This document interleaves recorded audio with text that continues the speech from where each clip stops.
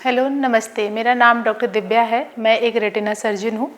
आज मैं आप लोगों को आँख में लगने वाली इंजेक्शन के बारे में बताने वाली हूँ। बहुत आप लोगों ने सुना होगा आसपास में इंट्राविट्रियल इंजेक्शन। ये इंजेक्शन जो है वो मेनली डायबिटीज़ के पेशेंट को, हाइपरटेंशन के पेशेंट को, एज रिलेटेड मैकुलर डिजेनरेशन, इन सब बीमारियों में लगती है। तो इनमें होता क्या है, ये इन सब बीमारी में, डायबिटीज़ में वाटर का लीकेज बढ़ जाता है, उसके कारण रेटिना का स्वेलिंग हो जाता है।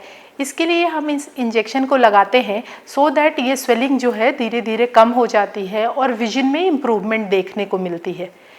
ये इंजेक्शन बहुत सारे टाइप के होते हैं।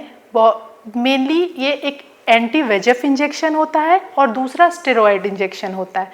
एंटी विजन में भी आजकल बहुत सारे मॉलिक्यूल मार्केट में है।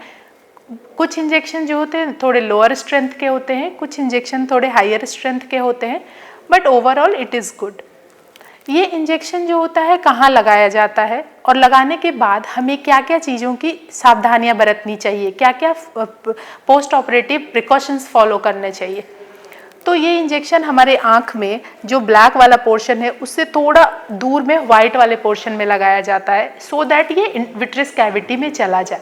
लगाने के बाद थोड़ा आपको पेन होगा, माइल्ड सा पेन होता है, दैट इज़ नॉर्मल। उसके बाद हम लोग आई को पैच कर देते हैं 2 घंटे के लिए।